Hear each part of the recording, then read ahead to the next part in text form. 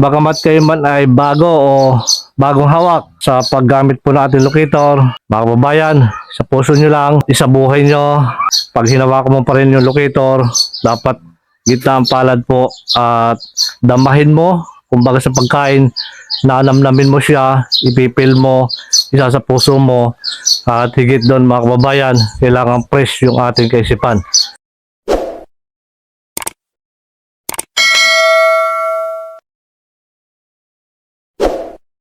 Isang mapagpalang araw po at magandang buhay sa ating mga kababayan, sa ating pong mga ka-teach. At ito pa rin po yung pinusuan ng ating pong ka-teach mula sa Calian, Zamboanga del Sur. Ito po yung long range locator, single antenna, ito po ay Paris na. At ito po ay bala-bala, kung ano po yung ating babala, yun po yung ilulocate ng ating pong 2 pirasong single antenna. So mga kababayan, mga ka-teach, muli nyo pa rin po ako samahan sa pagbagi pa rin po ng demo na pinusuan po ng ating ka-teach. So mga kababayan, mga ka-teach, kapag kasabay mo siyang gagamitin, isa lang po yung babalahan at hindi po dalawa. Kung ikaw po ay kanan, sa kanan mo po ilalagay yung iyong bala at yung kaliwa naman po, yun yung gagamitin natin ground sa pagharap ng aura ng gold, lalo na yung entrance, exit, at close tunnel, maging doon po sa sucker deposit. Meron po akong gold dito ring na ito po yung 24 carats na siya kung gagamitin bala sa atin pong locator. At meron din po ako dito ilolocate. Ito naman po yung 18 carats gold ring, gold bracelet. Ito pa rin mga ka-teach, mga kababayan, muli nyo pa rin pong samahan. Mahalaga po na kailangan ito pong dulo ng antenna ay ipahid natin sa lupa. So sa paggamit pa rin po natin ng locator, bagamat kayo man ay bago o bagong hawak sa paggamit po natin locator, mga kababayan, sa puso nyo lang at isabuhay nyo. Pag hinawakan mo pa rin yung locator, dapat gitna ang palad po at damahin mo. Kumbaga sa pagkain, nanamnamin mo siya, ipipil mo, isa sa puso mo. At higit doon mga kababayan, kailangan fresh yung ating kaisipan. At hindi po naglalayag, lalo na kapag nandun po sa area. So ganito pa rin mga kababayan, sa paggamit pa rin po natin ng locator, ang unang ibabala po natin, ang paghanap po ng aura ng gold, lalo na kung doon po tayo sa area. So ganito yan mga kababayan, kailangan pag-aralan mo po yung tamang taas ng ating locator. Ibinabahagi ko yan lalo na kapag bago ka. So ganyan pa rin.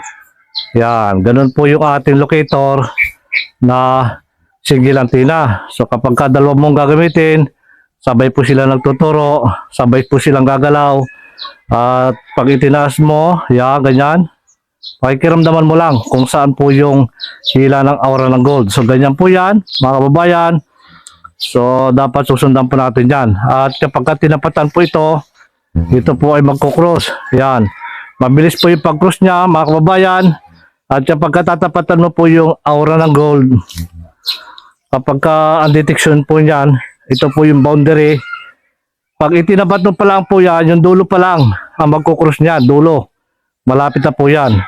So kapag papasok ka doon sa loob ng detection, saka lamang po iikis itong ating locator o yung antenna. So sagad po yung pag-ikis niya. So ganun po yung paghanap ko sa aura ng gold o sa detection niya, maging doon po sa volume ng tubig. So ganyan po yan. So mga kababayan, ito pa rin. Kaya kapag 2 piraso po, single antenna ang iyong pinusuan, napakaganda na po yan. Tapos tutuwakan mo siya ng isang aurameter. Kahit hindi ka na kumuha ng ibang gamit, okay na po yan. Kahit hindi na po yung mamahalin. So dito, pag-aralan mo lang mabuti, tulad pa rin po na aking mga ibinabahagi, kung saan po natin kukunin yung detection o yung tamang deposito. So ganyan mga ka-teach, mga kababayan, kapag bago ka, ganyan talaga yan, magkukross yan, lalo na kapag hindi ka pasanay sa pagpapaikot po ng locator, dalawa yung gamitin mo, magkukross yan. Ibig sabihin nun, alam mo na nasa tamang tinatapatan mo po yung aura na kung ano po yung ating binala. Kung gold, aura po ng gold yan. So mga kababayan, mga ka-teach, ito pa rin. Ito pa rin po yung long range locator single antenna. Pwede isa mo po siyang gamitin. Yan. Doon pa rin yan. So, ganyan yan, ma-auro ng gold. So, mahalaga pa rin po mga kababayan na kapag isang single antenna ang iyong pinusuan, dapat meron kang isang Japanese one para madala mo lahat kung ano po yung dapat na i-locate o gampanin ng 2 piraso single antenna. Kumbagay unlimited siya. Yan. So, ganyan pa rin mga katits. Para lang tayo naglalaro dyan. So, sa pagpapaikot naman po natin, pag tinapatan po natin, dapat kalahating dangkal lang itong antena. Pag tinapatan natin, so ganyan na po yan. Focus na po tayo dyan. Ang paghawak po ng ating kamay, sandil, dapat po yan ay hindi na hihigpit, luluag. So, steady na po yung kanyang pagpisil dyan. Yung kanyang higpit na talaga. So, ganyan pa rin mga kababayan. Bagaan. Yung pag-ikot po ng ating single antenna, lalo na kung tama yung ating tinatapat ang aura ng gold. So, hindi po yan pinipilit. Kusa po yung ikot ang ating pong single antenna. So, muli po mga kababayan, mga katits, kapag ka isang piraso lamang single antenna, hindi po yan unlimited. Limitado lamang yung kakayanan na magagawa po ng ating 2 pirasong single antenna o isang single antenna kapag isa lamang. Kapag dalawa, talagang unlimited yan. Kung sa load yan, mataas yung load mo, mahaba, maganda. So, ito pa rin mga katits. Mga kababayan, ito po yung pinusuan ng ating pong katits mula po sa Calian, Zamboanga del Sur. Ito po yung Paris na single antenna na napakaganda po niyang gamitin. So, pag-aralan nyo lang mga kababayan kung ano po yung tamang pagtaas, kung paano ko po yung ginagawa, ano po yung mga pamamaraan, ano po yung mga paghawak. O, ganyan po yung gagawin natin. So, wala naman po agad nagsimula na marunong na. Pag-aralan nyo lang mga kapatid, mga kababayan, at lahat po yan ay pagkakalob din sa inyo kung ano po yung inyong hinahangad. So, muli po mga kababayan, mga katits. Yeah, ito pa rin. So, ganyan mga katits, mga kababayan.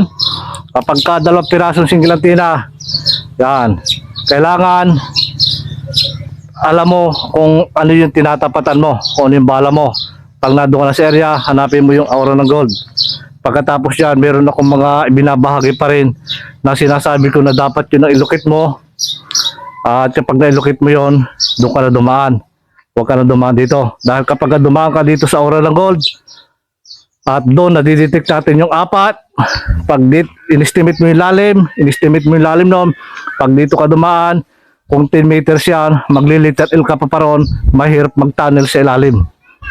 Kadalasan talagang bibigay yan, babagsak yan, guguho. Kapag doon ka dumaan, delikado. Kaya ang gagawin natin mga katiis, doon na tayo maghuhukay.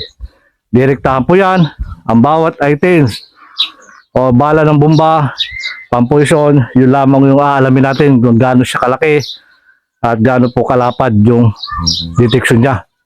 So, estimate natin yung lalim para kapag hinukay natin yan, pwede natin iwasan, pada place, pwede natin tapatan para makita natin kung ano yung klase ng bomba. So, muli po mga kababayan, mga katiis, maraming salamat sa mga katiis natin, sa patuloy po na nanonood po ng aking upload na video. Shout out po sa inyo lahat. Kung gusto niyo po na magkaroon ng gamit, mga kababayan, mga katiis, at mag-chat lang kayo sa FB ko, mag-comment lang kayo at magbibigay po ako ng number. At muli pa rin mga kababayan, mga katiis, pagpalain tayo ng maraming biyaya at higit pa rin po ang magandang kalusugan. Maraming salamat mga katiis.